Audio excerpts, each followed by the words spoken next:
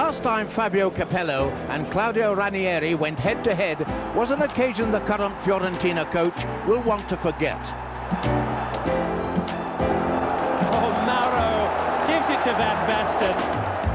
That's cruel. That really is cruel. Van Basten scored 4, Milan scored 5, and Ranieri lost his job as the Napoli coach. 2.5 years later, the tables have turned. 1 month after that irresistible performance in Naples, Van Basten suffered a recurrence of the ankle injury, which has kept him out of action ever since. A loss from which Milan have never really recovered. Although the Rossoneri went on to win that year's title, a feat they repeated the following season, Van Basten's absence meant a complete change in style. The relentless, unstoppable attack that characterized the opening weeks of 92-93 was replaced by an altogether more cautious approach.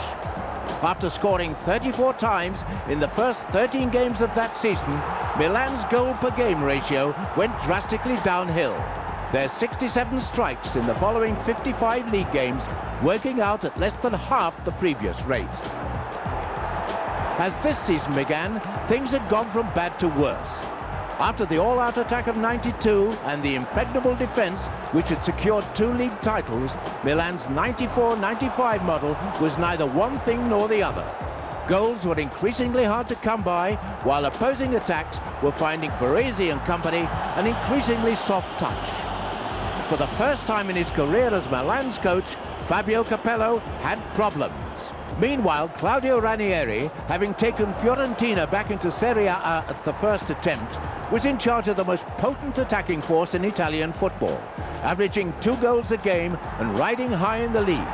The defeat Capello's Milan had inflicted on Ranieri's Napoli 2 years previously seemed the stuff of history. However, 7 days ago, the champions fired off a warning to all of Serie A. A 5-goal blast at Bari, which saw Milan looking back to their very best. Indeed, it was the first time the Rossoneri had scored 5 goals in a league game since that Van Basten-inspired rout 2.5 years before. Suddenly, the terrible injury problems which had blighted them in the opening weeks were remembered, as was the fact that Milan have now gone 8 games unbeaten. Suddenly, a terrible possibility occurred. Is this the start of a Milan comeback? Let's find out with our commentators, Peter Brackley and Ray Wilkins. Well, I doubt you'd confidently bet against this lineup, offering a decent show today, especially after that exhilarating win at Bari last Sunday, with the 4-goal hero Savicevic seemingly now having at last won over Capello. In the past, you've had the feeling, really, that the president, Berlusconi, rated the Montenegrin somewhat higher than the coach. But now Capello, too, appears to appreciate his undoubted value. Costa Curta is out through suspension this afternoon, so Filippo Galli steps in at the back. It's an attacking formation with Savicevic, supported by Massaro and Simone. Well, only 1 win in the last 6 Serie A matches now. Fiorentina's form has certainly dipped in recent weeks. The goals have stopped flowing quite so freely. But of course, you can't underestimate the scoring power of any team that includes Batistuta and Baiano. In midfield, Tedesco comes in for the injured Di Mauro. Carbone is again preferred to Robbiati. So away we go. Fiorentina attacking the goal to our left against a Milan side undefeated now in 8 Serie A fixtures. Juventus, way back in October, were the last team to beat them. And they're hoping now to put firmly behind them their worst start to a season under Fabio Capello's guiding hand. Certainly some talent on the bench there for Milan today, including Iranio, who's just back from injury. He's had 9 months out. He was a substitute last week, although he didn't come on at Bari. Also Di Canio there, and Boban, another man who's had his injury problems this season. But Fiorentina straight onto the attack here. This is Batistuta. His first strike of the game, the man they call Batigol. 15 goals for Batistuta this season. The most prolific man in Serie A. That should be a good contest, actually, Peter, the Filippo Galli-Batistuta contest. Filippo obviously coming in for Costa Curta. He'll be wanting to do very well, and he is a very good defender. And we'll have to see if he can keep Batistuta quiet. Bonucci with the free kick then for Milan. Laid back by Savicevic. Bonucci's cross. Baresi. Now then to Maldini. Named recently by One magazine as the World Footballer of the Year, Paolo Maldini. Donadoni elegantly forward. Here's Maldini now. Getting his cross in as well. And it was Marcio Santos, the Brazilian, who concedes the corner with Simone lurking just behind him. What a fantastic cross, Peter, on the run. Look at this. That was a beautiful ball in from Maldini. A wonderful run from the left-back area. Put in there by Donadoni, and a super cross. Maldini now in the middle, hoping to make his presence felt on the cross. This is Albertini. That's up for another corner. Francesco Toldo, the goalkeeper, just got down in time. That's a lovely ball in from Simone. Very, very bright football. Albertini, a lovely first touch, making space for himself, and a nice shot down at the near post of Toldo. Albertini, who hasn't scored in Serie A since early last season. Deep across this time, which Panucci is after. Panucci, who's keeping Tassotti out of the Milan side these days. Here's Albertini. Absolutely superb last week was Albertini. And there's Desai arriving on the end of the cross. So a really positive start here by Milan. Desai in the penalty box this time, the French international. No, it's a good start all round, Peter. We saw Batistuta going in with a shot in the first minute, was following some good football by Fiorentina. And there's a strike from Batistuta. Maybe a trifle optimistic, but he certainly knows where the goal is, this fellow. I think when you're in the sort of run of form that he's in, Pete, he'll blast anything at the moment. His goal scoring has been quite wonderful. Here's the old master, Franco Baresi.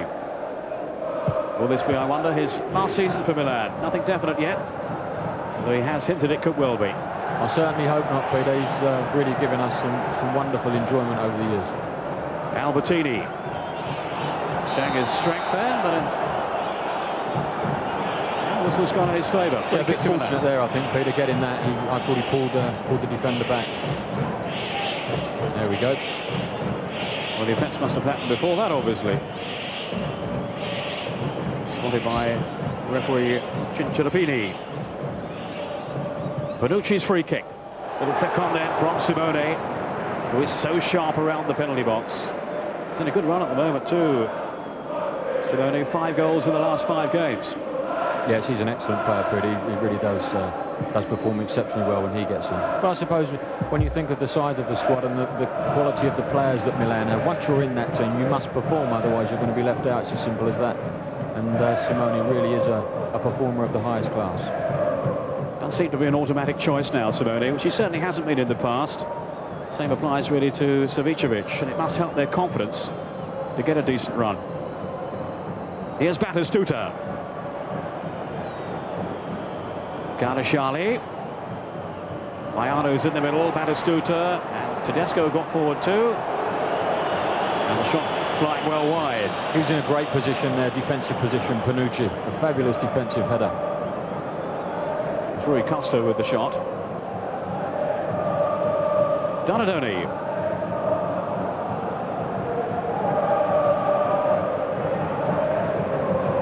It's Panucci. Savicevic. Oh, glorious skill then by the Montenegrin. And he was clattered by Pioli, who went in very recklessly, and that had to be a yellow card. It was very late then, Pioli.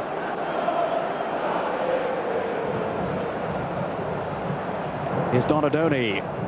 Savicevic at the far post, out by Pioli. Albertini. Savicevic almost getting the better of Pioli. And in the end, no harm done.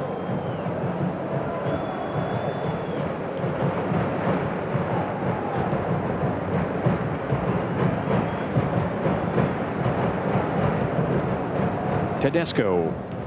Baiano. Good flying football here from Fiorentina. Rui Costa now. Running it through towards Batistuta. Galli got the better of him. Rui Costa. Looks a good player on the ball. Garashali now. Dangerous ball in, dealt with though by Baresi. Albertini to help it away. But only as far as Garashali. Now Rui Costa. A trip then from Desai. I think they've been cancelling themselves out, Desai and Rui Costa. They've actually been playing dead opposite each other. Desai looking to pick up Rui Costa every time he gets in possession. That's a nice little spell for Fiorentina. Coes. Marcio Santos. Now Massaro.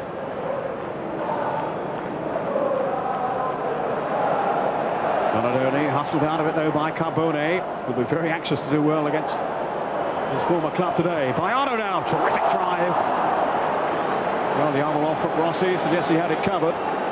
It's certainly some pace on the shot then from Baiano. Yeah, that was good football. Carbone doing ever so well on Donadoni on the right-hand side. Nice little back heel, and Baiano just making half a yard for himself and rifling one over the crossbar. But that is actually a nice little period for Fiorentina. They've actually come back into the game nicely.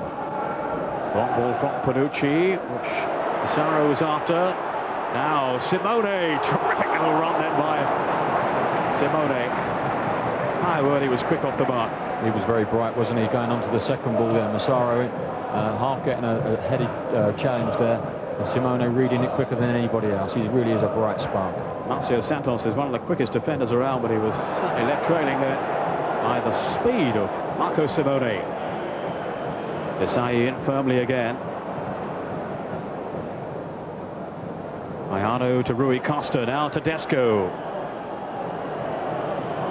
So much flair in this Fiorentina side. Rui Costa now, away from Albertini and Desai. Lovely run then. Now Coes. Good effort too, and what a save by Rossi. Terrific football though by Fiorentina.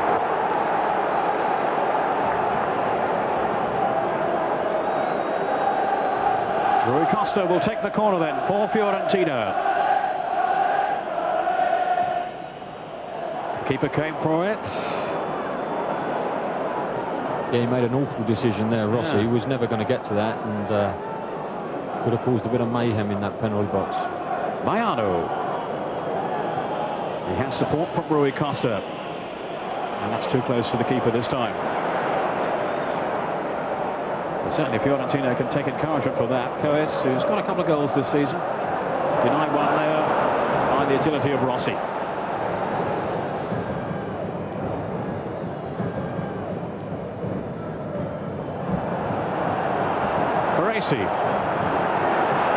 Savicevic, bit of a buzz around the centre now when he has possession. Look at Baresi streaking forward, and his shot, well, right across the face of the goal. Maybe a shot, maybe a cross. Baresi has gone several seasons now without a goal. What a fantastic run, though, Peter. He's actually won the tackle down in the left back spot, and it's him that's made the ground up. And that's a fabulous ball across the face of the goal. Whether it was a shot or not, I don't know, but it was a wonderful ball across the face of the goal. But here's Carlo Charlie. Cambone. Oh, good ball. Right across the face of that goal. Tedesco arriving. Batistuta was in there too. Yeah, that's the space period in which to hit the ball, in between the defenders and the goalkeeper. That was a really wonderful ball in from Carbone. Nice and early, and it gives everybody the opportunity to get in on it. Carlo Charlie. Here's Belushi. It was Tedesco, who was almost on the end of the cross hit by Carbone a moment or so ago. And now here's Savicevic. Oh, that was a trip then surely by Carlo Charlie.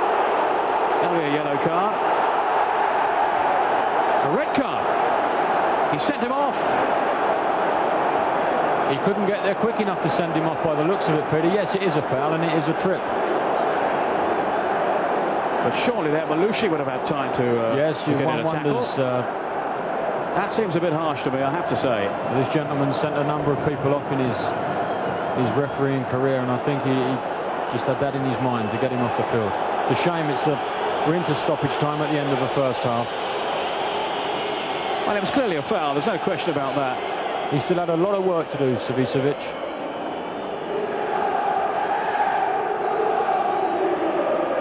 See it again here. Well, certainly alongside it there was Belushi, so it wasn't a clear run at goal that Savicevic had. No doubt it was a trip by Carlo Charlie though, and he's been sent off by Walter Cincinnapini, the man who does love a red card. brings his tally now of dismissals to 27. What's their equivalent to the Guinness Book of Records in Italy? I think he's in it. He's going to be in it now, isn't he? Yes, I think we can safely say it was a foul.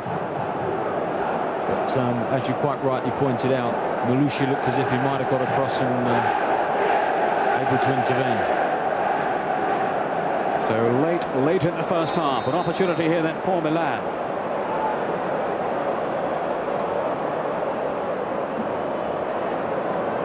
A lot of jostling going on. Albertini couldn't keep it down. An indignation on the faces of the Fiorentina players, as if they didn't have a tough enough job today. Now they're down to 10 men. Toldo trying to remain relaxed in the last few seconds now.